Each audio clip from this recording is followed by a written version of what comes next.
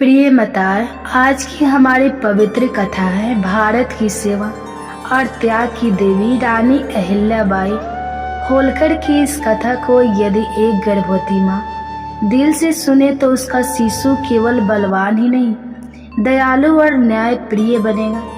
ऐसी 5 शिक्षाएं जो हर गर्भवती स्त्री रानी अहिल्याबाई की कथा से जाने। सबसे पहले शांत जगह पर बैठकर इस गर्भ कथा को सुने। मेरे प्यारे शिशु, आज मैं तुम्हें एक ऐसी कथा सुनाने जा रही हूँ जो ना केवल तुम्हारे हृदय में धैर्य और करुणा का बीज बोएगी, बल्कि तुम्हारे भीतर वह शक्ति भी जागृत करेगी जो रानी अहिल्याबाई होलकर जैसी माताओं की कोख से जन्मी थी। इस धरती पर कुछ आत्माएं ऐसी होती हैं जो खुद के दुखों को पीछे छोड़ हजारों लाखों लोगों के लिए जीना सीख जाती है। रानी अहिल्याबाई ऐसे ही एक पुण्य आत्मा थी। आज मैं चाहती हूँ कि तुम उनके जीवन से कुछ सीखो, क्योंकि जब तुम जन्म लोगे तब तुम्हारा मन उन्हीं गुणों से भरा हो।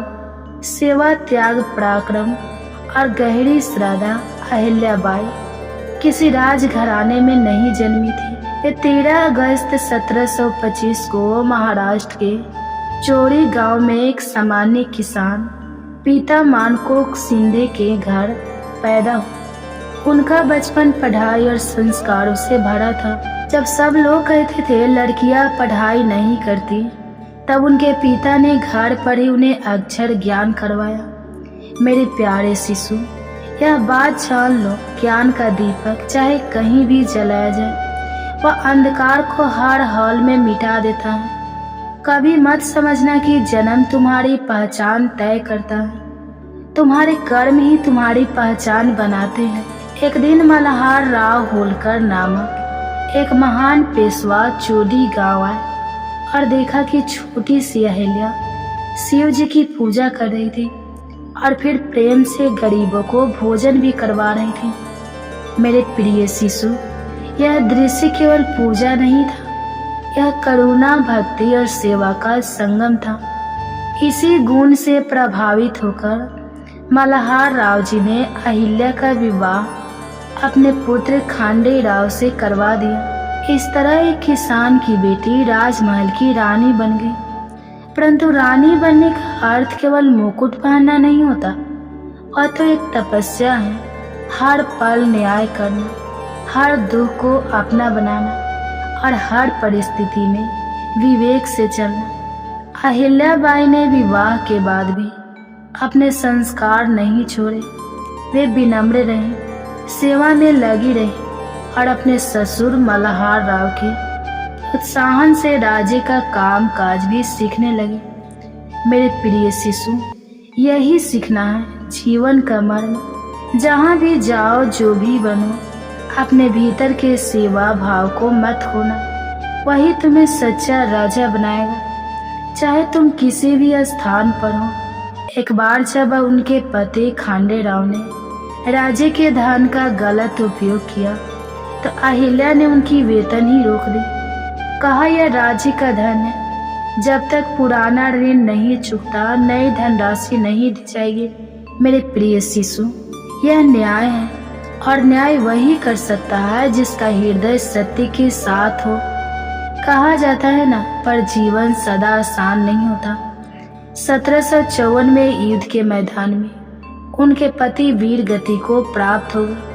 तब अहिल्या सती होना चाहती थी, पर उनके ससुर ने कहा, नहीं बेटा, अब तू ही मेरा बेटा है। अगर तू भी चली गई तो यह राज्य अनाथ हो जाएगा। मेरे प्रिय शिशु, देखो, यह वही क्षण था जहां अहिल्या ने अपने व्यक्तिगत दुख को त्याग दिया और मृत भूमि की सेवा को अपना जीवन बना लिया। जब उनके पुत्र मालेराव की भी मृत्यु हुई, तब भी उन्होंने हार नहीं मानी। दूसरे राजा उनके राज्य पर हमला करना चाहते थे, पर अहिल्या ने स्त्रियों की सेना बनाई और स्पष्ट कर दिया, अगर कोई मेरी धरती की ओर आंख उठाएगा तो उसकी आंखों में ज्वाला भर दूंगी। मैं अबला नहीं, एक माँ हूँ, और माँ जब रण में उतरती है तो केवल शस्त्र नहीं संकल्प उठाती हैं। राघोबा ने उनका पत्र पढ़ा और युद्ध का विचार ही त्याग दिया। उन्होंने कहा, यह आंवला नहीं शेरनी है। मेरे प्रिय शिशु, यही है आत्मबल। कभी शोर मचाकर शक्ति नहीं दिखानी चाहिए। कभी कभी मौन और संकल्प इतना मुखर होता है कि पूरा युद्ध टल जाता। 28 वर्षों तक अहिल्याबाई ने राज्य चलाया। न्याय, धर्म, सेवा और कल्याण, इन चारों स्तंभों पर उनका शासन खड़ा था। उन्होंने सड़कों के किनारे वृक्ष लगवाए, धर्मशालाएं, स्कूल और अस्पताल बनवाए। हर भूखा उन्हें माँ कहकर पुकारता था। हर दुखी उनके द्वार से आश्वासन लेकर लौटता था। उन्होंने काशी के विश्वनाथ मंदिर से लेकर दक्षिण के रामेश्वर मंदिर तक मंदिरों का पुनः निर्माण करवाया। विदेशी विद्वान भी उन्हें दयालु, बुद्धिमान और शक्ति की मूर्ति मानते थे। मेरे प्रिय शिशु, यह जीवन केवल स्वयं के लिए नहीं होता। सच्चा जीवन तब शुरू होता है जब हम दूसरों के लिए कुछ करते हैं। आज जब तुम मेरे गर्भ में हो, मैं चाहती हूँ कि तुम्हारी आत्मा रानी अहिल्याबाई जैसे गुणों से आलोकित हो। तुम्हारे भीतर सेवा का भाव हो, धैर्य की गहराई हो और पराक्रम की ज्वाला हो। हे माता अहिल्याबाई, तुम जहाँ भी हो, हमारे संतान को तुम्हारे गुणों से संचित कर देना। हमारे भारतवर्ष को फिर से ऐसे ही संतानों से भर देना जो मातृत्व को गर्वित कर सके।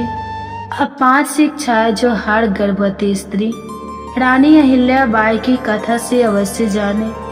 पहली, सेवा और करुणा ही सबसे बड़ा धर्म है। अहिल्याबाई ने राज सिंहासन पर बैठकर भी गरीबों को माँ बनकर संभाला। शिशु के भीतर सेवा का भाव गर्भ से ही रोपा। दूसरा, ज्ञान कभी छोटा नहीं होता। उन्होंने एक किसान की बेटी होते हुए भी अपने ज्ञान और विवेक के साम्राज्य संभाला। अपने गर्भस्थ शिशु को रोज कुछ न कुछ सिखाया। तीसरा, अपने कर्तव्य से मत डिगो। पति और पुत्र की मृत्यु के बाद भी अहिल्याबाई ने जिम्मेदारी से भाग नहीं लिया। माँ को चाहिए कि अपने दुखों में भी धैर्य और कर्तव्य बोध बनाए रखें, क्योंकि गर्भस्थ शिशु सब सुनता है और महसूस भी करता है। चौथा, स्त्री आंवला नहीं असीम शक्ति है। जब जरूरत पड़ी तो अहिल्याबाई ने तलवार उठाई। अपने शिशु को यह शक्ति संस्कार जरूर दीजिए कि स्त्री होना कमजोरी नहीं, ईश्वर की एक महान भूमिका है। 5वां, त्याग और तप में ही सच्चा नेतृत्व है। उन्होंने भावी जीवन को त्याग कर समाज के कल्याण के लिए जिया। माँ चाहे तो शिशु को जन सेवा और त्याग की महिमा गर्भ में ही सिखा सकती है। आप चाहे वैसे गुण अपने शिशु में डाल सकती हैं, बस जरूरत है उसकी शुरुआत करने की। गर्भ संस्कार से हमारे चैनल वंदना काव्य से जुड़े रहिए। यदि यह कथा आपके हृदय को छू गई हो तो इसे दोबारा सुनिए, अपनी आत्मा में बसाइए और अपने शिशु को रानी अहिल्याबाई जैसे पुण्य गुणों से युक्त बनाइए। आप अपने शिशु में कौन से गुण लाना चाहती हैं, कमेंट्स में जरूर बताइए। धन्यवाद।